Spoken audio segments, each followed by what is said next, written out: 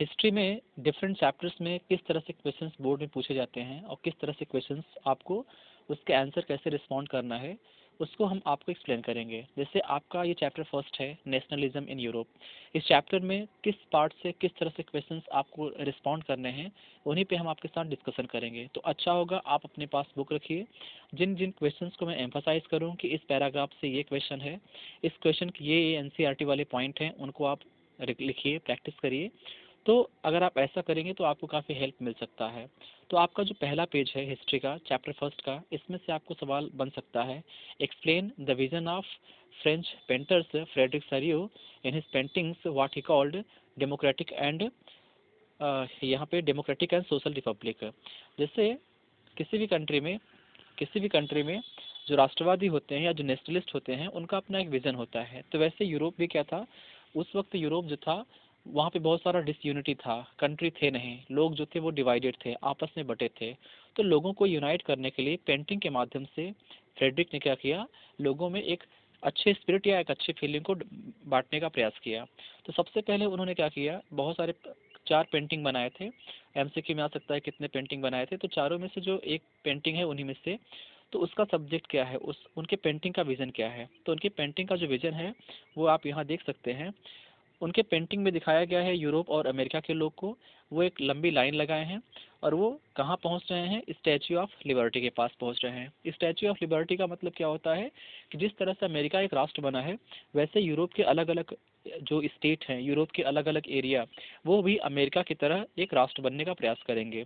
और अमेरिका एक नेशन बना तो अमेरिका अपने नेशन में अपने लोगों को फंडामेंटल राइट देता है, अपने लोगों को क्या बेसिक राइट्स हो सकते हैं वो देता है। तो अमेरिका की ही तरह जो यूरोप के अदर कंट्री हैं वो भी एक राष्ट्र, एक नेशन की तरह अपने आप को इस्टेब्लिश करने का प्रयास कर रहे थे। इसमें आप देख सकते हैं कि लोग जो हैं एक लंबी लाइन लगाए हैं, लोग जो हैं स्टैचू ऑफ लिबर्टी के पास पहुंच रहे हैं, है ना। उसके अलावा यहाँ पे स्टैचू ऑफ लिबर्टी देखेंगे, इनके एक हाथ में टार्च ऑफ एनलाइटमेंट है, मतलब ये अच्छे आइडिया, अच्छे व्यूज़ प्रमोट कर रहे हैं। दूसरे हाथ में इनके पास क्या है, charter of rights of man, कि मतलब हमारे कंट्री में जो लोग होते हैं उनके क्या राइट्स होते हैं, क्या फ्रीडम होते हैं, ये उनके पास में है। और इस स्टैचू के सामने आप देखेंगे तो कई सारे डेड बॉडी, कई सारे बोन्स, ये सब पड़े हैं। किसके हैं, उस वक्त जो बहुत ही पावरफुल लोग थे, या उस वक्त ऐसे लोग जो थे जो अपने पावर का मिसयूज किए, जो लोगों पर वायलेंस किए, जो लोगों के खिलाफ थे, जिनको हम कहते हैं एब्सोल्यूटिस्ट इंस्टीट्यूशंस। जैसे राजा लोग जो थे, सभी राजा लोग तो नहीं लेकिन बहुत राजा जो लोग थे वो अपने पावर का मिसयूज करते थे। तो ऐसे जो सिस्टम थे उनके जो डिस्ट्रॉयड वाले हिस्से हैं वो ज़मीन के यहाँ पे बिखरे पड़े हैं। तो आपको दिखाना है कि पेंटिंग में उन्होंने क्या दिखाया है। पेंटिंग में यूरोप और अमेरिका के लोगों को एक लाइन में दिखाया है। यूरोप के जो लोग हैं वो एक लाइन में अमेरिका के स्टैचू ऑफ लिबर्टी की तरफ अप्रोच कर रहे हैं। उसके बाद अब यहाँ पे जो लाइन में लोग लगे हैं, आप इनको कैसे आइडेंटिफाई करेंगे कि कौन सा कंट्री किस मतलब लाइन के आगे में कौन से लोग हैं, बीच में कौन से लोग हैं लाइन के, और पीछे कौन से लोग हैं। तो लोगों को हम उनके कलर और कस्टम और फ्लैग से पहचान सकते हैं। जैसे सबसे आगे कौन से लोग हैं, तो सबसे आगे जो है अमेरिका और स्विट्जरलैंड के लोग हैं। ऑलरेडी उस वक्त वो कंट्री बन चुके थे या नेशन बन चुके थे। उसके बाद उनके बाद कौन है, फ्रांस के लोग हैं, ट्राई कलर से आप उनको आइडेंटिफाई कर सकते हैं। फ्रांस के पीछे कौन है, जर्मनी के लोग हैं जो ब्लैक और गोल्ड फ्लैग लेकर चल रहे हैं। और उस वक्त जर्मनी एक नेशन नहीं बना था, लेकिन जर्मनी जो है एक नेशन बनने के तरफ था, एक मतलब उसके तरफ जर्मनी जो बढ़ रहा था। तो अगर आपको एक्सप्लेन करना है कि फ्रेडरिक के पेंटिंग में क्या दिखाया गया है, तो यूरोप को एक नेशन के, यूरोप के जो अलग अलग एरिया थे उनको नेशन स्टेट के रूप में इस्टेब्लिश करने का प्रयास किया जा रहा है। यूरोप में जो लोग थे वो अमेरिका की तरह एक नेशन स्टेट की तरफ बनने का प्रयास कर रहे थे। वो मोनार्की को दिखा रहे हैं कि मोनार्की आज के टाइम पे फेल है, रेलेवेंट नहीं है। मोनार्की को दिखाया गया है कि वो एक तरह से फोरग्राउंड या ज़मीन के हिस्से पर एक तरह से उनका जो सिस्टम है पूरी तरह से ख़त्म हो चुका है। तो इस वाले हिस्से में आप लोग इसको तैयार करिएगा, हालांकि ये बहुत रेलेवेंट नहीं है लेकिन आप लोग इसको ये देख लीजिएगा। उसके बाद यहाँ पे आप देखेंगे, इसको हमने एक बार आपके साथ पहले ही डिस्कशन कर लिया हुआ है। तो यहाँ पे अगर आप सवाल पूछेगा कि अर्नेस्ट रेनन और अर्नेस्ट रेनन के व्यूज़ क्या थे नेशन पे, जैसे हम लोग से आपसे कोई सवाल पूछे कि राष्ट्र का मतलब क्या होता है, आप लोग कहेंगे ना कि नेशन का मतलब होता है कि अपना एक डिफाइंड एरिया हो, उस कंट्री का अपना एक फ्लैग हो, उस कंट्री का अपना एक कॉमन लैंग्वेज हो, उस कंट्री में एक यूनिफॉर्म सिस्टम हो, एक मतलब सिस्टम ऑफ गवर्नमेंट हो। जैसे हमारे कंट्री में सिस्टम ऑफ गवर्नमेंट है जहाँ पे एंटायर कंट्री के लिए सेंट्रल गवर्नमेंट है, स्टेट के लिए स्टेट गवर्नमेंट है। तो हम नेशन को ऐसे डिफाइन करते हैं, लेकिन ऐसे डेफिनेशन को अर्नेस्ट रेनन ने क्या किया था, क्रिटिसाइज किया था। उनका मानना था कि जो नेशन होता है, वो राष्ट्र जो होता है वो ऐसे नहीं बनता है, बल्कि राष्ट्र जो होता है कैसे क्रिएट होता है, कल्मिनेट होता है एंडेवर, सेक्रीफाइस और डिवोशन से। राष्ट्र को बनाने में जो लोग होते हैं, राष्ट्र कैसे बनता है, लोगों के कांस्टेंट एफर्ट से, लोगों के सेक्रीफाइस से और लोगों के डेडिकेशन से। उस कंट्री का अपना एक पास्ट होता है जो बहुत ही हीरोइक होता है, जो बहुत ही ब्रेवरी होता है, जो बहुत ही रोमांटिक होता है। उस कंट्री के ग्रेट पर्सन्स होते हैं, और यही ग्रेट पर्सन और हीरोइक पास्ट उस कंट्री का अपना एक सोशल कैपिटल होता है। उसके अलावा उन्होंने ये भी कहा कि राष्ट्र जो होता है, राष्ट्र का मतलब क्या होता है, राष्ट्र का मतलब क्या होता है, यहाँ पे फ्रेडरिक ने कहा है कि एक मतलब राष्ट्र का मतलब ये होता है उस कंट्री के जो लोग हैं वो डिजायर्ड रहें कि अच्छे ग्रेट डीड्स या काम करें और उसको उस काम को आगे बढ़ाने का प्रयास करें, है ना। ये नेशन के लिए बहुत ही इंपॉर्टेंट होता है। उसके अलावा नेशन का मतलब क्या होता है, लार्ज स्केल सॉलिडारिटी, मतलब लोगों में आपस में यूनिटी। उसके अलावा नेशन जो होता है कैसे सरवाइव करता है, कैसे सेफ रहता है, प्लेबिसाइड से। प्लेबिसाइड का मतलब क्या होता है, किसी कंट्री में गवर्नमेंट है तो गवर्नमेंट जब तक लोगों के व्यूज़ और लोगों की ओपिनियन के बेस पे रन न करे तब तक गवर्नमेंट जो है वो मतलब तब तक गवर्नमेंट या कंट्री नहीं बन सकती है। तो इन्होंने कहा कि कंट्री का मतलब, नेशन का मतलब होता है पीपल के व्यूज़ या पीपल के ओपिनियन या पीपल के प्लेबिसाइड के थ्रू गवर्नमेंट जो है या कंट्री जो है फंक्शन करे। उसके अलावा एक कंट्री जो होता है वो किसी अदर कंट्री पर कंट्रोल नहीं करता। ये कंट्री जो होता है वो जो होता है मतलब वो करता क्या है, अपने लोगों को लिबर्टी या फ्रीडम जो है वो शेयर करता है। तो यहाँ पे अगर आप सवाल पूछे कि Ernest Renan what was his views on nation, तो बहुत सिंपल तरह से ये सारे पॉइंट आप दिखा दीजिएगा कि ये अर्नेस्ट रेनन ने नेशन से अपने व्यूज शेयर किए थे। उसके बाद हम अगले पॉइंट की तरफ बढ़ें और उसमें से हम देखेंगे, और ये आपका बहुत महत्वपूर्ण है और शायद परीक्षाओं में पूछता है। आपसे अगर सवाल पूछे इस वाले हिस्से से, इस वाले हिस्से से आपका सवाल क्या पूछेगा, यहाँ से आपका सवाल बन सकता है जैसे कि ये वाला आप पैराग्राफ देखिए, और यहाँ से पैराग्राफ में ये जो लाइन है यहाँ लिखा हुआ है कि from the very beginning French revolutionary introduced various measures and practices that could create a sense of collective identity amongst French people. तो इसी सेंटेंस या स्टेटमेंट को क्वेश्चन में बदल दिया जाएगा। क्वेश्चन इसका क्या बनेगा, क्वेश्चन आपका इसमें बनेगा कि explain the various measures and practices, explain various measures and practices introduced by French revolutionary to create a sense of identity among French people. मतलब फ्रांस में जो फ्रांस के फ्रीडम फाइटर थे, फ्रांस के लोगों को नेशनलाइज करने के लिए, फ्रांस के लोगों में अच्छी फीलिंग क्रिएट करने के लिए किस तरह के इंपॉर्टेंट मेजर और किस तरह के इंपॉर्टेंट प्रैक्टिसेस या किस तरह के इंपॉर्टेंट डिसीजन लिए थे। तो इससे इंडिया में क्या है, भारत के लोग एक साथ रह सके, भारत के लोग एक साथ यूनाइट रह सके, उसके लिए भारत में जो नेशनलिस्ट लोग थे, राष्ट्रवादी लोग थे, उन लोगों ने क्या किया था, उन्होंने अपने लाइफ को सेक्रीफाइस किया, लोगों में अच्छे मैसेज का प्रचार किया।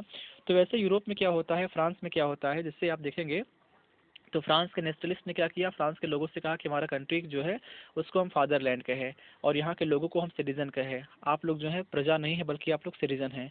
प्रजा का मतलब क्या होता है, आपके पास कोई राइट्स नहीं है, सब्जेक्ट मीन्स प्रजा भी होता है जहाँ पे राजा के अंडर में लोग रहते हैं, और सिटीजन का मतलब क्या होता है, इलेक्टेड गवर्नमेंट के अंडर में रहते हैं। तो वेरियस प्रैक्टिसेस और मेजर में आप लोग क्या एक्सप्लेन करेंगे, इसमें आप लोग कह दीजिएगा कि फ्रांस में जो मेजर इंट्रोड्यूस किया गया था, फ्रांस को फादरलैंड कहा गया, लोगों को सिटीजन कहा गया। उसके अलावा लोगों से कहा कि हम लोग एक कॉमन कम्युनिटी हैं, मतलब हम लोग जो हमारे पहचान अलग अलग हो सकते हैं लेकिन हम सभी लोग फ्रेंच पर्सन हैं। उसके अलावा नया फ्लैग जो है डिज़ाइन किया गया, जो ओल्ड फ्लैग था मोनार्की का उसको रिप्लेस कर दिया गया, और पार्लियामेंट जो थी फ्रांस की स्टेटस जनरल, उसको वहाँ पे मतलब उसका नाम चेंज किया गया, उसका नाम नेशनल असेंबली रखा गया। नए नए हाइम्स और स्लोगन जो है कंपोस्ट किए गए, जो लोग रेवोल्यूशन में सेक्रीफाइस किए थे उनको मतलब लोग जो है रिस्पेक्ट करते हैं, कमेमोरेशन करते हैं। उसके अलावा सिस्टम फ्रांस में क्या किया गया, डिफरेंट लोकल रूल के बजाय एक सेंट्रल सिस्टम इंट्रोड्यूस करते हैं जो पूरे कंट्री को कंट्रोल करेगा। यूनिफॉर्म सिस्टम का इंट्रोड्यूस करते हैं, और कंट्री के अंदर डिफरेंट स्मॉल टैक्स रिड्यूस करते हैं, और एक सिंगल टैक्स और सिंगल वेट मेजर, जैसे अपने कंट्री में सिंगल करेंसी है और हमारे कंट्री में जो वेट मेजर है उसमें यूनिफॉर्मिटी है, तो ऐसे फ्रांस में किया गया। अदर लोकल लैंग्वेज को ख़त्म किया गया, फ्रेंच लैंग्वेज को प्रमोट किया गया। तो आपका यहाँ सवाल बनेगा वेरियस प्रैक्टिसेस और मेजर क्या क्या थे, तो जिन जिन पॉइंट पे हमने डिस्कशन किया आप उसको यहाँ पे एक्सप्लेन कर दीजिएगा। उसके बाद फ्रांस की ही तरह अदर यूरोपियन कंट्री चाहते थे कि उनके यहाँ भी ऐसे ही काम हो, फ्रांस की तरह वहाँ पे भी डेमोक्रेसी आए, वहाँ पर भी फ्रीडम हो। तो फ्रांस के ही बेस पे अदर यूरोपियन कंट्री में कई सारे ग्रुप बनते हैं, जैकोबिन क्लब या अदर्स। तो फ्रांस में उस वक्त नेपोलियन जो है फ्रेंच रेवोल्यूशन के कुछ समय के बाद जब वो रूल करता है तो यूरोप के अदर कंट्री पर अटैक करता है, और अटैक करने के बाद नेपोलियन क्या करता है, वो बहुत सारे सिस्टम या बहुत सारे ओल्ड सिस्टम को चेंज करता है और कई सारे मतलब वो रिफॉर्म इंट्रोड्यूस करता है। तो यहाँ वाले आपके पैराग्राफ में आपका सवाल बन जाएगा, और सवाल आपका क्या बनेगा, यहाँ से सवाल बनेगा एक्सप्लेन सिविल कोड ऑफ 1804 और what do you mean bye Napoleonic code. तो आप यहाँ पे कह देना कि नेपोलियन ने यूरोप में मतलब फ्रांस के अलावा अदर यूरोपियन कंट्री में जो रिफॉर्म इंट्रोड्यूस किए थे 1804 में, उसी को हम सिविल कोड ऑफ 1804 कहते हैं, या उसी को हम नेपोलियनिक कोड कहते हैं। इसमें नेपोलियन ने क्या क्या रिफॉर्म किया था, चलिए हम लोग देखते हैं। तो जैसे आपका सवाल पूछ सकता है explain the feature of Napoleonic code और what do you mean by civil code of 1804। तो इसमें आप कह देना कि civil code of 1804 it was introduced by Napoleon in Europe in some European country, and important features of this civil code is privilege based on birth was abolished. मतलब अगर आप किसी बड़े परिवार में, पैसे वाले परिवार में जन्म लिए हैं, इसके बेस पे आपको पोस्ट नहीं मिलेगा, अगर आपके पास टैलेंट होगा तब पोस्ट मिलेगा। तो जो बर्थ के बेस फैसिलिटी थी खत्म कर दिया गया। इक्वलिटी बिफोर लॉ, सभी लोग इक्वल हैं, चाहे राजा के परिवार के हों, चाहे मंत्री के परिवार के हों, चाहे एक आम फैमिली के हों। उसके अलावा राइट टू प्रॉपर्टी सबको दे दिया गया। तो ये जो नेपोलियन ने रिफॉर्म इंट्रोड्यूस किया इसी को हम कहते हैं सिविल कोड या नेपोलियनिक कोड। उसके बाद ये रिफॉर्म जो है यूरोप से या फ्रांस से अदर एरिया में ट्रांसफ़र होते हैं, है ना। तो इसमें क्या किया गया, इसमें आप और कह सकते हैं नेपोलियन ने एडमिनिस्ट्रेशन को सिंप्लीफाई किया, मतलब सिस्टम काफ़ी सिंपल करते हैं नेपोलियन। उसके अलावा पीजेंट और किसान को काफ़ी फ्रीडम देते हैं। उसके अलावा टाउन्स में, शहरों में जो मर्चेंट्स थे अपना एसोसिएशन बनाते हैं, अपना गिल्ड बनाते हैं, जिससे मर्चेंट्स अपने ग्रुप के माध्यम से अच्छे से आसानी से ट्रेड कर सकें। तो ये आप देखेंगे मतलब यूरोप में ये सारे अच्छे काम नेपोलियन ने करवाया था। तो सिविल कोड या नेपोलियनिक कोड में आएगा, ये कर देना। उसके बाद आपका इसी वाले पैराग्राफ से आता है कि नेपोलियन, यहाँ से इस वाले से आपका सवाल बनेगा। और क्या सवाल बनेगा, यहाँ से बनेगा कि French army were welcomed as, यहाँ से initial enthusiasm turned into hostility. यहाँ से French army were welcomed as a harbinger of liberty but initial enthusiasm turned into hostility. इस सेंटेंस का मतलब क्या होता है कि यूरोप के लोग नेपोलियन से काफ़ी इंस्पायर थे। जैसे भारत में महात्मा गांधी से बहुत सारे मतलब आसपास के लोग जो है अदर कंट्री के लोग इंस्पायर थे। तो गांधी दूसरे मतलब रूल्स और प्रिंसिपल के लिए जाने गए हैं, और नेपोलियन जो है दूसरे करेक्टर के लिए जाना गया है। तो जो नेपोलियन था उसने यूरोप में बहुत अच्छे रिफॉर्म किए, लेकिन नेपोलियन से जो लोग एक्सपेक्टेशन कर रहे थे उसके मतलब एक्सपेक्टेशंस में नेपोलियन पूरी तरह से मतलब उस टेस्ट को क्वालिफाई नहीं कर पाता है। तो लोग नेपोलियन और फ्रेंच आर्मी के खिलाफ क्यों आते हैं, क्योंकि फ्रेंच आर्मी ने क्या किया, फ्रेंच आर्मी ने जो फ्रेंच आर्मी ने यूरोप के दूसरे कंट्री में जो रिफॉर्म इंट्रोड्यूस किए थे, तो एडमिनिस्ट्रेशन अच्छा कर रहे थे लेकिन पॉलिटिकल रिफॉर्म अच्छा नहीं कर रहे थे। पॉलिटिकल रिफॉर्म का मतलब क्या होता है, लोग चाहते थे उनकी अपनी गवर्नमेंट हो, लेकिन फ्रेंच लोग जो थे अपनी गवर्नमेंट वहाँ पे इम्पोज कर रहे थे। टैक्सेशन बढ़ा दिए थे, मीडिया पे सेंसरशिप लगा दिए थे। उसके अलावा आर्मी में लोगों को ज़बरदस्ती जो है रिक्रूट किया जाने लगा था। तो यहाँ से आपका सवाल बनेगा, बहुत शानदार सवाल रहता है कि फ्रेंच आर्मी के खिलाफ लोग हॉस्टाइल या एंग्री क्यों हो जाते हैं। स्टार्टिंग में लोग बहुत ही एंथुजियास्टिक या बहुत ही हैप्पी थे, लेकिन बाद में बहुत ही गुस्से में होते हैं, क्यों होते हैं। तो आप यहाँ पे ये पॉइंट जरूर दिखा दीजिएगा। उसके बाद हम अगला पैराग्राफ देखेंगे, और अगले पैराग्राफ में सवाल आपका क्या बनेगा उसको हम देखेंगे, है ना। इस वाले पैराग्राफ के आप सवाल बनता है इस वाले हिस्से से, इसमें से आपका सवाल क्या बनेगा, चलिए देखते हैं। तो अगर आप ये वाला हिस्सा देखेंगे तो यहाँ इस वाले हिस्से में आपका सवाल क्या बन जाएगा उसको हम लोग देख रहे हैं। लिखा हुआ है एरिस्टोक्रेसी और न्यू मिडिल क्लास। एरिस्टोक्रेसी का मतलब क्या होता है, सोसाइटी में जो पैसे वाले लोग होते हैं, सोसाइटी में जिनके पास इनकम होता है, वेल्थ होता है, वो उन्हीं को हम एलिट क्लास कहते हैं, उन्हीं को हम एरिस्टोक्रेटिक क्लास कहते हैं। तो यहाँ पे लिखा हुआ है एरिस्टोक्रेटिक क्लास के बारे में सवाल बनेगा। क्या सवाल बनेगा, सवाल आपका यहाँ से बनता है कि member of this class were united by a common way of life to cut across regional division, explain. इसका मतलब क्या होता है, जो यूरोप में जो रिच लोग थे, या यूरोप में जो एलिट क्लास के लोग थे, या यूरोप में जो पैसे वाले लोग थे, या यूरोप में जो वेल्दी क्लास के लोग थे, वो भले मतलब डिफरेंट कंट्री के हों, लेकिन उनके बीच में एक कॉमन बॉन्ड था, उनके बीच में एक कॉमन कनेक्शन था। उसी को आप एक्सप्लेन करिए। लिखा है ना कटिंग अक्रॉस रीजनल बाउंड्री, मतलब ये मैटर नहीं करता है कि आप कहाँ के हैं, आप किस एरिया से हैं, ये मैटर नहीं करता है कि आप कहाँ से हैं, किस कंट्री से हैं, लेकिन जो यूरोप के जो रिच लोग थे वो आपस में कनेक्टेड थे। यूरोप के जो रिच लोग थे उनके बीच में आपस में बॉन्ड था। कैसे था, चलिए हम देखते हैं। तो आप लोग यहाँ इस सेंटेंस का आंसर कैसे रिप्लाई करेंगे, चलिए देख लेते हैं। एग्जाम्पल के लिए, उनके पास जो रिच लोग थे उनके पास प्रॉपर्टी कंट्री में भी था, टाउन एरिया में भी था। यूरोप में जो पैसे वाले लोग थे, चाहे इंग्लैंड के हों, चाहे फ्रांस के हों, चाहे ब्रिटेन के हों, चाहे मतलब जर्मनी के हों, लेकिन वो इंटरनेशनल लैंग्वेज के रूप में फ्रेंच लैंग्वेज का यूज़ किया करते थे। उसके अलावा जो रिच लोग थे, जैसे जर्मनी के लोग हैं, फ्रांस के यहाँ पैसे वालों के परिवार में शादी करते थे। जैसे आप लोग देखते हैं आज ना कि आपके एरिया में जो बहुत पैसे वाले होते हैं, तो कभी कभी उनकी बेटी या बेटे का जो विवाह होता है वो उस स्टेट नहीं होता है। जैसे लड़की जो है भदोही की है तो लड़का जो है बॉम्बे का हो सकता है। कैसे, क्यों? क्योंकि एक पैसे वाला जो है वो अपने स्टेटस के हिसाब से अपने मैरिज लाइफ को जो है अपने फैमिली में मतलब शादी विवाह को उसके हिसाब से एड्रेस करता है। तो ऐसे यूरोप में जो लोग थे पैसे वाले, वो करते क्या थे, वो भले डिफरेंट कंट्री के हों लेकिन उनके जो रिलेशंस थे वो मैरिज के थ्रू कनेक्ट थे, फ्रेंच लैंग्वेज के थ्रू कनेक्ट थे, या प्रॉपर्टी के थ्रू वो टाउन और कंट्री साइड में यूज़ किया करते थे। तो ये पॉइंट आप लोग इस स्टेटमेंट से, ये अगर सवाल बनेगा तो आप लोग इस चीज़ को यहाँ पे एड्रेस कर दीजिएगा। उसके बाद अगर हम लोग देखें हमारा जो अगला यहाँ पे पार्ट है, नेक्स्ट वाले पार्ट में हम लोग यहाँ देखेंगे नेक्स्ट पार्ट में क्या क्वेश्चन बन सकता है उसको हम लोग यहाँ पे एक्सप्लेन करेंगे।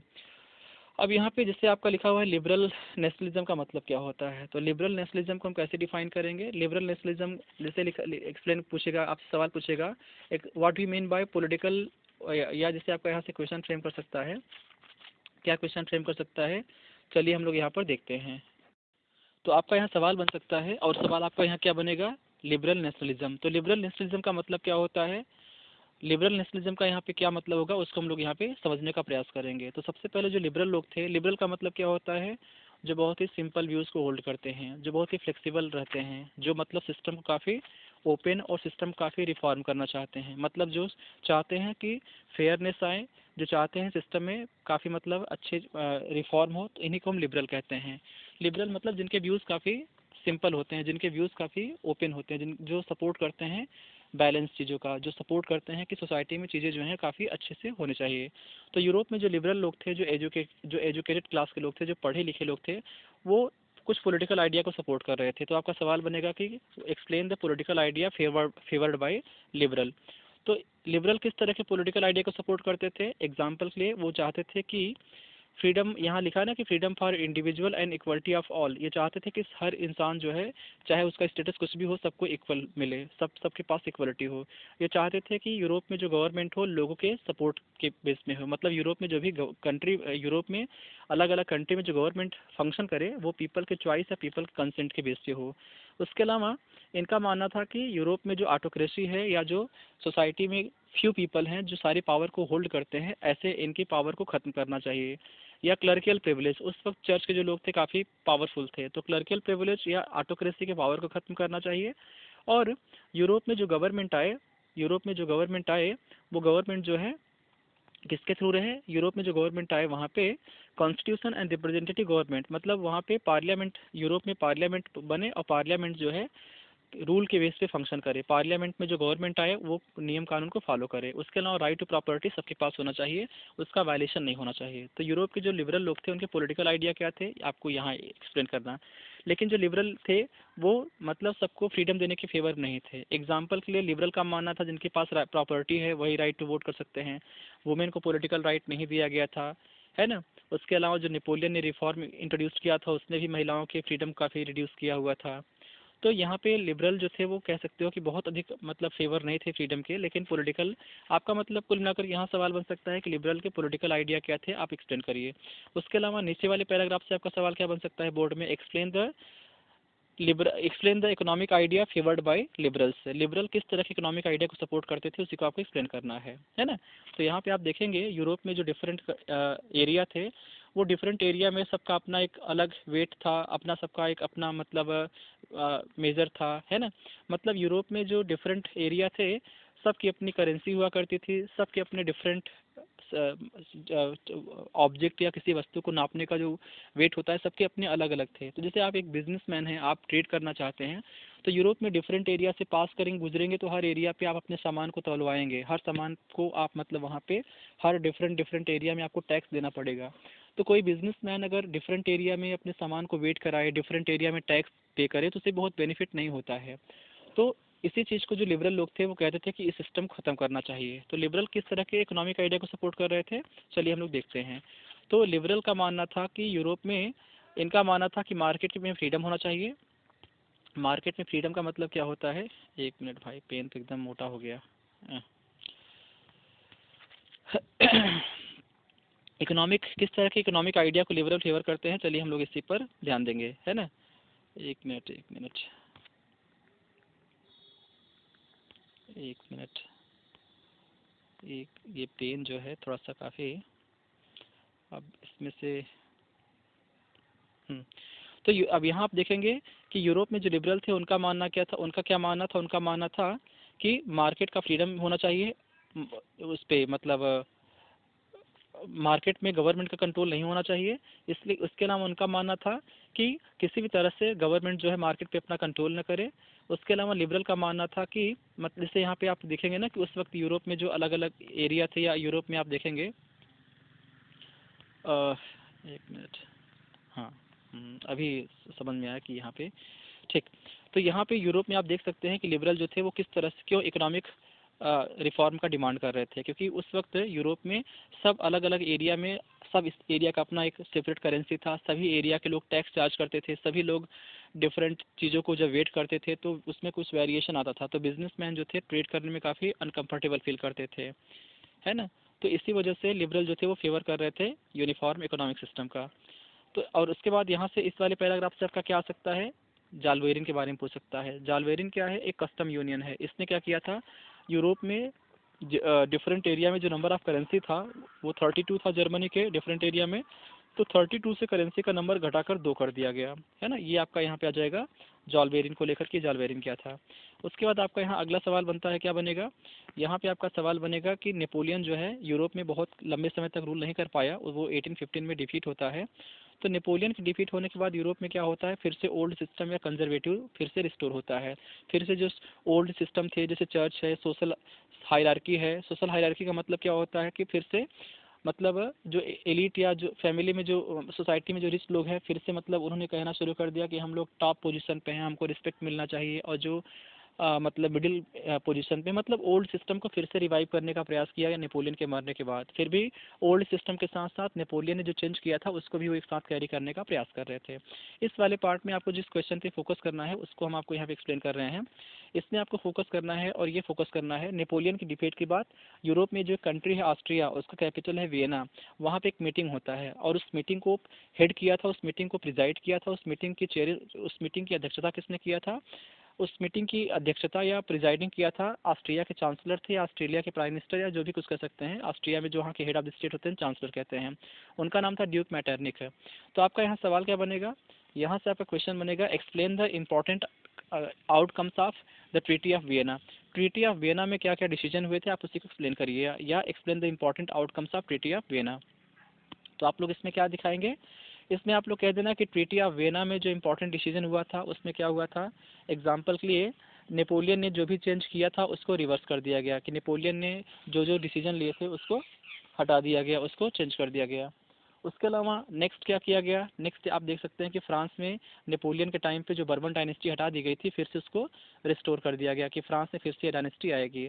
उसके अलावा फ्रांस के डिफरेंट एरिया में, फ्रांस के आसपास या फ्रांस के बॉर्डर, मतलब फ्रांस के नियर कई सारे अलग अलग स्टेट का क्रिएशन होता है, जिससे फ्रांस को वो चेक कर सके कि फिर फ्यूचर में फ्रांस जो है अपना अलग मतलब फिर से नेपोलियन जैसा वहाँ पे कोई एम्बिशियस पर्सन ना आ जाए।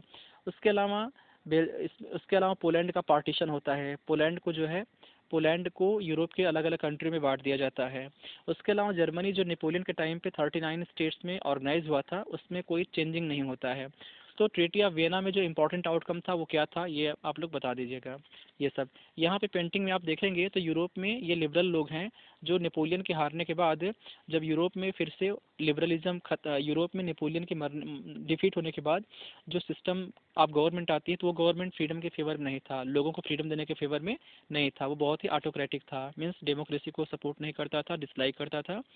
तो यहाँ पे मीटिंग कर रहे हैं तो मीटिंग में लोग जो है अपने मुंह को जो है कवर किए हुए हैं, मतलब एक तरह से प्रोटेस्ट कर रहे हैं कि हम लोग हम लोग मतलब इस लेवल पे आ गए हैं कि हमारी गवर्नमेंट जो है वो हमको किस तरह से मतलब हमारी फ्रीडम को ख़त्म करने का प्रयास कर रही है। तो आपका यहाँ सवाल बन सकता है कि जो गवर्नमेंट यूरोप में नेपोलियन के बाद इस्टेब्लिश्ड होते हैं, जिनको हम कहते हैं कंजर्वेटिव गवर्नमेंट, ऐसी गवर्नमेंट जो थी नेपोलियन के हटने के बाद, वो क्या करती थी, ऐसी गवर्नमेंट अपनी आलोचना या अपने खिलाफ कोई बात सुनना पसंद नहीं करती थी। तो यहाँ पे आपका एक क्वेश्चन पूछेगा कि गवर्नमेंट या कंजर्वेटिव रिजीम स्टैब्लिश्ड 1815 वर ऑटोक्रेटिक एक्सप्लेन। तो आप कह देना कि जो नेपोलियन के बाद गवर्नमेंट यूरोप में स्टैब्लिश्ड होती हैं, वो अपने खिलाफ क्रिटिसिज्म लाइक नहीं करती हैं, वो ऐसे हर चीज़ों को सप्रेस करती थी, ख़त्म करती थी जो उनके ऊपर क्वेश्चन रेस करे, उनके उनके मतलब पॉइंट ऑफ व्यू को क्रिटिसाइज़ करे। मीडिया पर उन्होंने क्या किया, सेंसर लगा दिया कि मीडिया उनके परमिशन के बगैर कोई कंटेंट पब्लिश नहीं करेगा, कोई मतलब अच्छे आइडिया शेयर नहीं करेगा। तो ये आप लोग इसमें से ये पॉइंट हाईलाइट कर दीजिएगा। उसके बाद आपका यहाँ जो अगला पैराग्राफ है, यहाँ है रेवोल्यूशनरी। तो यहाँ पे इटली के क्रांतिकारी थे, उनका नाम था जोसेफी मैज़िनी। उन्होंने यंग इटली और यंग यूरोप को बनाया था। यंग एज के थे तभी उन्होंने रिवोल्ट किया था, तो उनको उनके एरिया से एग्जाइल कर दिया गया, उनको बाहर निकाल दिया गया उस एरिया से। उसके बाद इन्होंने क्या किया, यूरोप में इटली में मार्साइल यंग इटली बनाते हैं मार्साइल्स में, यंग यूरोप बनाते हैं बर्न में। उसके बाद उन्होंने अपने लोगों से कहा कि इस ग्रुप को आप ज्वाइन करिए। इन्होंने कहा कि इटली जो है वो डिफरेंट एरिया में डिवाइड नहीं रहेगा, इटली जो है एक सिंगल कंट्री बनेगा। और उन्होंने कहा कि ये सब होना चाहिए। और उसके अलावा जो मैज़नी थे इटली के, वो मोनार्की को या राजा वाले सिस्टम को अपोज करते थे। तो उनसे डर करके जो मोनार्की को सपोर्ट करता था मैटरनिख, वो कहता था कि जो मैज़नी है वो हमारे टाइम का सबसे बड़ा शत्रु नंबर 1 यही है। जैसे आज के टाइम पे अमेरिका जो है कहता था कि उसामा बिन लादेन हमारा दुश्मन नंबर 1 था, तो वैसे उस वक्त मैटरनिख ने कहा था कि जो मैज़नी है ये हमारे समय का सबसे बड़ा दुश्मन है, क्योंकि ये मोनार्की को ख़त्म करने का प्रयास कर रहा है। तो यहाँ पे आपका सवाल बन सकता है, यंग इटली के बारे में बताइए, और यंग इटली के जो फाउंडर थे वो कौन थे, उनके क्या आइडिया थे। तो आप लोग यहाँ पे ये सारे पॉइंट यहाँ पे एक्सप्लेन कर सकते हैं। उसके बाद आपका जो अगला पेज है उसमें आप देखिए क्या क्वेश्चन आप बना सकते हैं, हम लोग यहाँ पर डिस्कशन करेंगे। तो आपका यहाँ आ रहा है एज ऑफ रेवोल्यूशन। यूरोप में 1815 से लेकर के नहीं, यूरोप में 1830 से लेकर 1850 के टाइम पीरियड को कहा गया है एज ऑफ रेवोल्यूशन। क्यों? क्योंकि डिफरेंट टाइम पीरियड में लगातार जो है रेवोल्यूशन होते रहे हैं, इसीलिए कहा गया एज ऑफ रेवोल्यूशन। आप एग्जांपल दे सकते हैं, यूरोप का, फ्रांस का 1830 में हुआ, बर्बन डायनेस्टी को ख़त्म कर दिया गया। बर्बन डायनेस्टी के स्थान पे फ्रांस में क्या किया गया, कॉन्स्टिट्यूशनल मोनार्की आती है, मतलब वहाँ पे मोनार्की जो है, राजा जो है वो डेमोक्रेसी के साथ पावर शेयर करेंगे। तो फ्रांस में जो ये घटना घटी, उसी से डर करके मैटरनिक ने कहा कि फ्रांस को जब जुकाम होता है तो पूरे यूरोप को सर्दी आ जाती है ना। इन्हें कहा था कि when France sneezes rest of the Europe cases cold, मतलब फ्रांस में कोई घटना होती है तो उसका असर यूरोप में जरूर पड़ता है। उसी तरह से 1822 में आप देखेंगे तो यूरोप में एक अदर कंट्री है ग्रीस, वहाँ के जो लोकल थे फ्रीडम स्ट्रगल कर रहे थे, किसके खिलाफ, मुस्लिम एम्पायर के खिलाफ। मुस्लिम एम्पायर कौन था? Ottoman empire. ऑटोमन एम्पायर कहाँ पे है? आज का जो टर्की है। और जो वहाँ के एम्पर थे वो ऑटोमन थे, वो पूरे मतलब कई सारे एरिया में उनका कंट्रोल था, यूरोप में, ग्रीस में उनका कंट्रोल था। तो 1821 के आसपास ग्रीस के जो लोग थे वो अपने कंट्री को ऑटोमन एम्पायर से फ्री करने का प्रयास किए, और इसको यूरोप के अदर कंट्री ने सपोर्ट किया। क्यों? क्योंकि एंशियंट टाइम्स में जो ऑटोमन, ये जो ग्रीस था वो क्या था, ग्रीस जो था वो था क्रेडल ऑफ सिविलाइजेशन। मतलब यूरोप में जो great idea, great knowledge, great learning का ग्रोथ होता है, कहाँ पे होता है? वो आपका होता है यहीं पे होता है, ग्रीस में ही होता है। तो ग्रीस से लोग सिंपैथाइज करते थे। जैसे ब्रिटेन के कवि थे, वो ग्रीस में जाते हैं ग्रीस को फ्री करने के लिए। तो फाइनली क्या होता है, ऑटोमन एम्पायर और ग्रीस के लोकल नेशनलिस्ट के बीच में समझौता होता है, उसको कहते हैं ट्रीटी ऑफ कॉन्स्टेंटिनोपल। और इस ट्रीटी के माध्यम से जो ग्रीस है वो ऑटोमन एम्पायर से ब्रेक हो जाता है और एक अलग कंट्री के तौर पर इस्टेब्लिश होता है। तो यूरोप में जो है ये टाइम पीरियड क्या है, बहुत मतलब कह सकते हैं कि ये टाइम पीरियड काफ़ी डिस्टर्बिंग है, एज ऑफ रेवोल्यूशन इसीलिए कहा गया है। अब यहाँ वाले से आपका सवाल क्या बनेगा, यहाँ से आपका सवाल बन जाएगा एक्सप्लेन रोमांटिसिज्म। रोमांटिसिज्म क्या है ना। और how did romanticism create the idea of nationalism.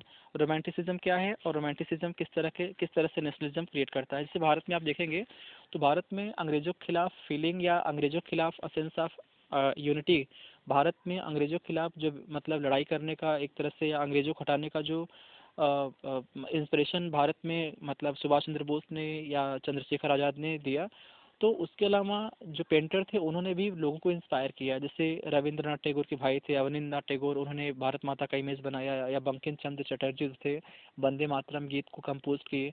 तो पोयम के माध्यम से या इमेज के माध्यम से नेशनलिज्म की फीलिंग को क्रिएट किया गया। तो वैसे यूरोप में, यूरोप के डिफरेंट एरिया को यूनाइट करने के लिए और कंट्री बनाने के लिए यूरोप के जो अलग अलग पोएट थे उन्होंने क्या किया, यूरोप में लोगों को नेशनलाइज किया। कैसे? पेंटिंग के माध्यम से, पोएम के माध्यम से, हाइम्स के माध्यम से, एंशिएंट कल्चर के माध्यम से, लैंग्वेज के माध्यम से। तो आपको यहाँ सवाल बनेगा कि रोमांटिसिज्म क्या है और रोमांटिसिज्म ने किस तरह की नेशनल फीलिंग को क्रिएट किया। तो आप इसका आंसर कैसे रिस्पॉन्ड करेंगे? कह दीजिएगा कि रोमांटिसिज्म जो है एक कल्चरल मूवमेंट है। कल्चरल मूवमेंट का मतलब क्या होता है कि आप अपने कंट्री के एंशिएंट लैंग्वेज को फिर से रिवाइव कर रहे हैं, या आप अपने कंट्री को रीऑर्गेनाइज करने के लिए, कंट्री को फिर से स्टैब्लिश करने के लिए आप क्या कर रहे हैं, अपने कंट्री के ओल्ड कल्चर, ओल्ड वैल्यूज़ को फिर से रिवाइव कर रहे हैं। तो रोमांटिसिज्म क्या है? एक कल्चरल मूवमेंट है, और इसने क्या किया था, एक पर्टिकुलर फीलिंग क्रिएट करने का प्रयास किया। इसमें जो रोमांटिसिस्ट थे वो करते क्या थे, वो उनका मानना था कि हम मतलब अधिक से अधिक साइंस या रीज़न के माध्यम से लोगों को अवेयर नहीं कर सकते हैं, बल्कि उनका मानना था कि हम साइंस या रीज़न के अलावा अगर हम लोगों से कहें कि वो लोग अपने इमोशंस, अपने इंट्यूशंस और मिस्टिकल फीलिंग्स से, मतलब आप जो है अपने मिस्टिकल फीलिंग्स, इमोशंस और इंट्यूशंस, इसका मतलब क्या होता है कि आप जो है अपने इन फीलिंग्स के माध्यम से, मतलब आपके जो फीलिंग हैं, आपके जो मतलब रूट्स हैं, आपके जो कल्चर हैं, आप उनके माध्यम से नेशनलाइज हो सकते हैं। तो इसी के माध्यम से कलेक्टिव हेरिटेज या एक यूनिटी का क्रिएट करने का प्रयास किया रोमांटिसिस्ट लोगों ने यूरोप में। इसी में आप एग्जांपल दे सकते हैं कि जो एक थे जर्मनी के फिलोसफर थे जॉन गॉटफ्राइड, इन्होंने कहा था कि, इन्होंने ये क्लेम किया था कि जो जर्मनी है, जर्मनी एक नेशन के तौर पर फिर से हम इसको, जर्मनी के नेशन को फिर से हम रिस्टोर कर सकते हैं। कैसे? जर्मनी के एंशियंट कल्चर को रिवाइव करके, जैसे जो जर्मनी के ट्रेडिशनल सॉन्ग हैं, पोएट्री है, डांसेस हैं, इनको हम अगर कलेक्ट करें, इनको हम अगर अरेंज करें, और इनके बेस पे हम जर्मनी को एक स्ट्रॉन्ग नेशन बना सकते हैं। मतलब जर्मनी के वैल्यूज़ के बेस पे जर्मनी को एक ग्रेट नेशन के तौर पर इस्टेब्लिश कर सकते हैं। तो यहाँ पे आप इनका एग्जांपल दे दीजिएगा। उसके बाद आप सेकंड एग्जांपल दीजिएगा कि जो लोकल लैंग्वेज है, वर्नाकुलर लैंग्वेज है, और जो म्यूज़िक है, उसके माध्यम से भी नेशनलिज्म रिवाइव करने का प्रयास किया गया था। एग्जाम्पल के लिए आप देखेंगे कि यूरोप में वहाँ के उस वक्त के जो लोग थे बहुत अधिक पढ़े लिखे लोग नहीं थे। यूरोप में पॉपुलेशन जो थी काफ़ी इलिटरेट हुआ करती थी। तो जैसे आप पोलैंड का एग्जांपल देख सकते हैं। जो पोलैंड है 18th सेंचुरी में इसको डिवाइड कर दिया गया था, यूरोपियन पावर ने इसके एरिया को डिफरेंट एरिया में बांट दिया था। तो पोलैंड के जो लोकल थे जैसे कार्लोस कोर्पुनिस्की, उन्होंने क्या किया था, म्यूज़िक के माध्यम से, डांस के माध्यम से अपने लोगों को यूनाइट रखा कि हमें जो है फ्यूचर में हम लोग जो है यूनाइट हो जाएंगे। उसी तरह से पोलैंड के जो लोकल थे उन्होंने रशियन लैंग्वेज को यूज़ करने के बजाय पोलिश लैंग्वेज को यूज़ किया। क्यों? क्योंकि उन्होंने कहा कि हम भले डिवाइड हो गए हैं लेकिन हम अपने लैंग्वेज को कंटिन्यू प्रैक्टिस करेंगे। तो रशिया ने क्या किया, क्योंकि रशिया ने पोलैंड को डिवाइड किया था, तो रशिया ने पोलैंड के लोगों को पनिश करना शुरू कर दिया, उनको उनके एरिया से दूसरे जगह पे भेजना शुरू कर दिया। तो जो पोलैंड के प्रीस्ट थे, पोलैंड के जो टीचर लोग थे, वो रशिया को अपोज करने के लिए रशियन लैंग्वेज को यूज़ नहीं करते थे, वो अपने पोलिश लैंग्वेज का यूज़ करते थे। तो लैंग्वेज जो था एक इंस्ट्रूमेंट बन गया रेजिस्टेंस करने का या प्रोटेस्ट करने का। तो ये आप यहाँ पे मतलब रोमांटिसिज्म में लैंग्वेज का एग्जांपल दीजिएगा, कार्लोस कोर्पुलिस्की का एग्जांपल दीजिएगा, और जर्मनी के जो फिलोसफर थे जॉन गॉटफ्राइड, उनका एग्जांपल आप लोग यहाँ पे जरूर मेंशन करिएगा। उसके बाद यहाँ पे आपका लिखा हुआ है हंगर, हार्डशिप और रिवोल्ट। यूरोप में जो 1830 के बाद का टाइम पीरियड है, उस वक्त लोग जो थे काफ़ी मतलब बहुत प्रॉब्लम था। जैसे आज के टाइम पे कई सारे गरीब कंट्री हैं अफ्रीका में, एशिया में, तो वैसे यूरोप का उस वक्त कंडीशन था। तो यहाँ पे आपका सवाल बन सकता है कि यूरोप में 1830 के बाद के टाइम पीरियड को हंगर, हार्डशिप और पॉपुलर रिवोल्ट के रूप में क्यों डिस्क्राइब करते हैं? तो कह देना कि यूरोप में उस वक्त बेसिकली कह सकते हो कि काफ़ी मतलब लोग जो थे स्लम एरिया में ओवर क्राउडेड रहा करते थे।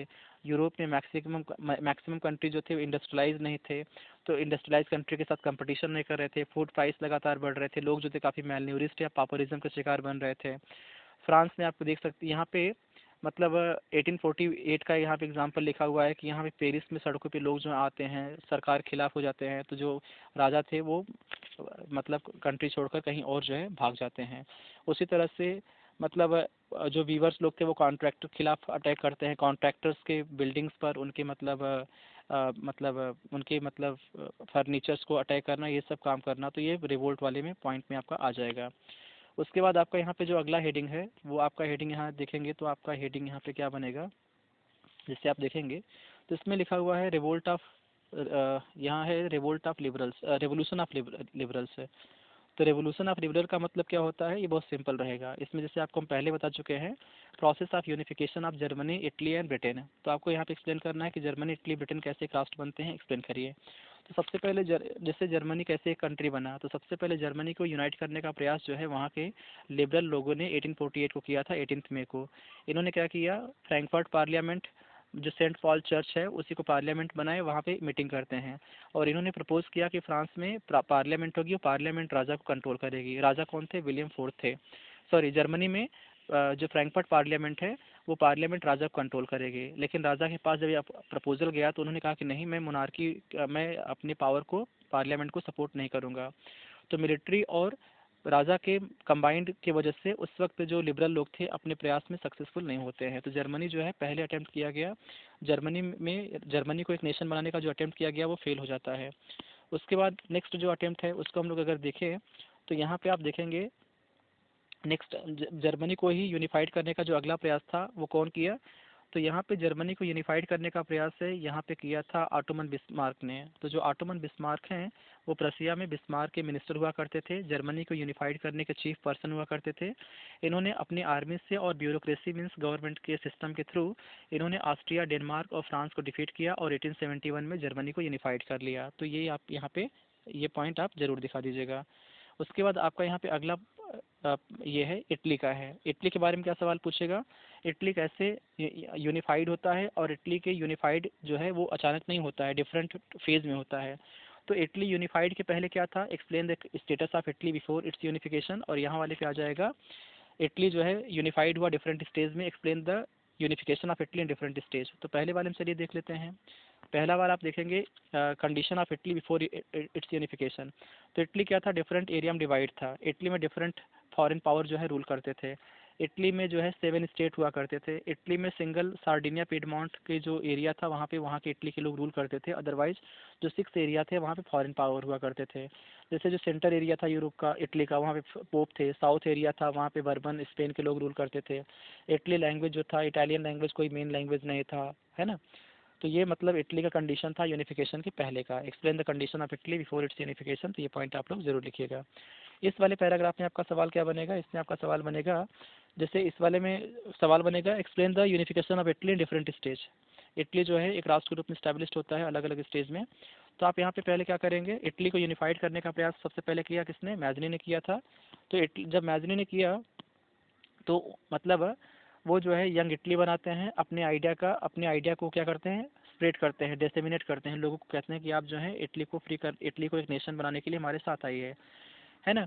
तो जब ये करते हैं मतलब जैसे भी मैजनी जो है करते हैं, पहले जैसे भी मैजनी ने जो प्रयास किया तो ये मतलब यंग इटली के माध्यम से ये सब करते हैं। 1830 में इन्होंने रिवोल्ट किया, हालांकि वो फेल होता है। फिर उसके बाद इटली को यूनाइट करने का प्रयास किसने किया, सार्डिनिया पिडमॉन्ट के जो रूलर थे विक्टर इमैनुअल सेकेंड, उनके जो चीफ मिनिस्टर थे काउंट कैवर, उन्होंने किया। इन्होंने क्या किया, इन्होंने मतलब ये एक बहुत ही पैसे वाले इंसान थे, फ्रेंच लैंग्वेज अधिक बोलते थे, इटली लैंग्वेज कम बोलते थे, लेकिन उन्हें बहुत ही डिप्लोमेटिक तरह से, बहुत ही क्लियर तरह से, बहुत ही चतुराई तरह से इन्होंने क्या, फ्रांस के साथ जो है एक एग्रीमेंट किया। और इन्होंने क्या किया, ऑस्ट्रिया को, जो ऑस्ट्रिया इटली के नॉर्थ पे कंट्रोल करता था, ऑस्ट्रिया को जो है फ्री करा देते हैं।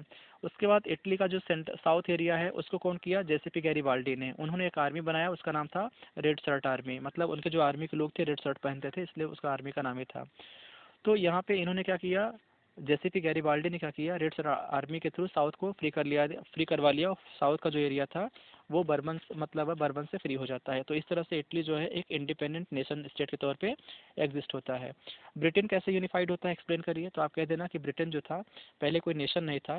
ब्रिटेन में क्या था कि वहाँ पे डिफरेंट पहचान के लोग थे। जैसे वहाँ पे जो आज का ब्रिटेन है, पहले वहाँ पे इंग्लिश, वेल्स, स्कॉटिश और आयरिश, स्कॉट या आयरिश, ये अलग अलग पहचान के लोग वहाँ पे रहते थे। लेकिन सबसे अधिक पावरफुल कौन से लोग थे, इंग्लिश लोग थे। तो इंग्लिश लोगों ने क्या किया, अपने इन्फ्लुएंस को अदर एरिया में एक्सटेंड करना शुरू कर दिया। उसके बाद इंग्लिश पार्लियामेंट में क्या किया, 1688 में मोनार्की से पावर अपने हाथ में ले लिए। उसके बाद 707 में क्या होता है, एक्ट ऑफ यूनियन लॉ पास होता है और इसमें इंग्लैंड ने क्या किया, स्कॉटलैंड को अपने एरिया में मर्ज कर लिया।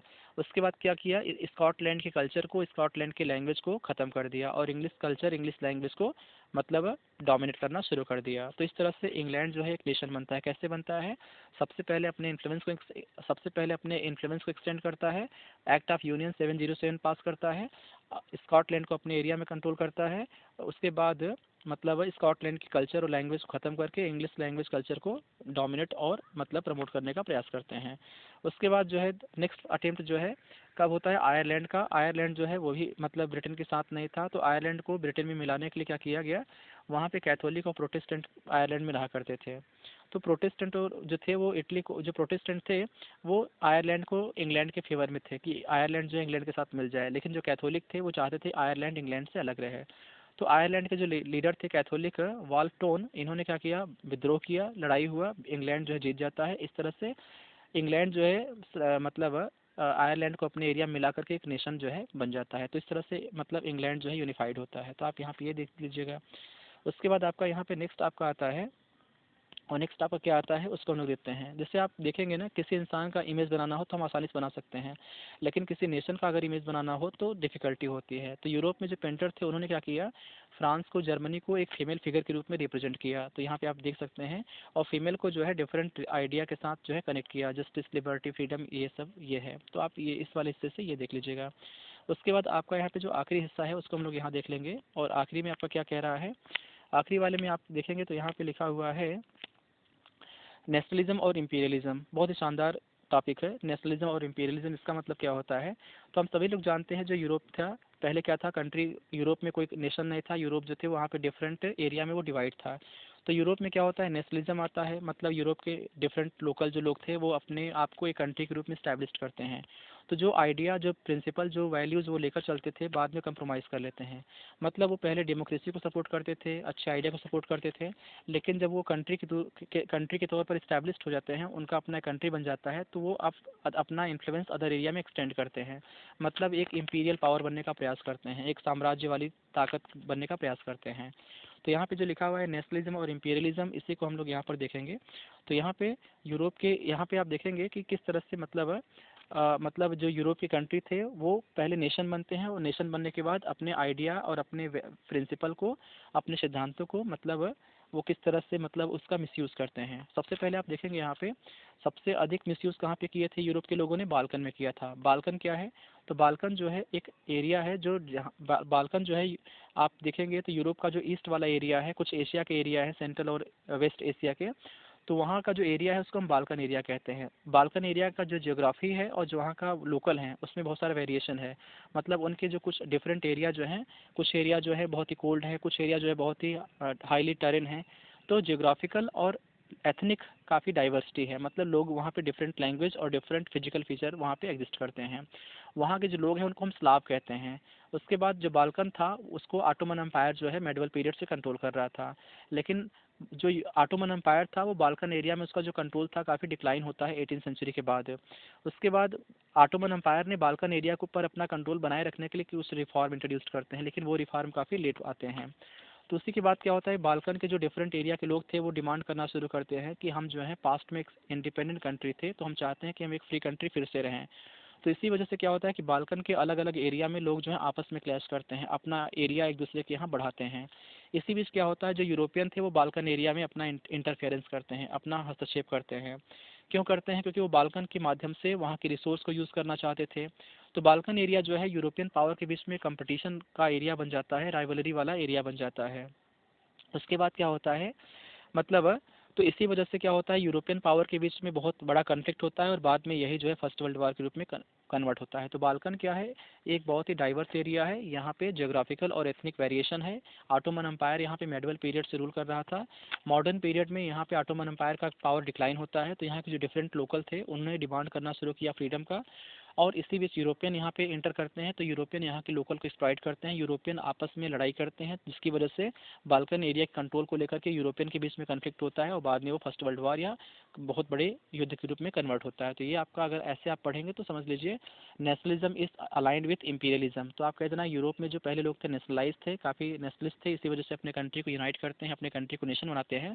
लेकिन बाद में नेशनलिज्म की वजह से वो अपने एरिया का एक्सटेंशन करते हैं। बाल्कन एरिया का एग्जांपल देखिएगा कि बाल्कन एरिया में अपना प्रभाव करते हैं, तो बाल्कन एरिया को किस तरह से वो लोग मतलब कंट्रोल करने का प्रयास करते हैं, जिसकी वजह से कॉन्फ्लिक्ट होता है, फर्स्ट वर्ल्ड वार का ये होता है। तो इतना अगर आप पढ़ लेंगे तो पूरे चैप्टर को समझ लीजिए आप अच्छे से समझ लिए हैं। इसमें इसके अलावा आपको कहीं से और अधिक पढ़ने की आवश्यकता नहीं है।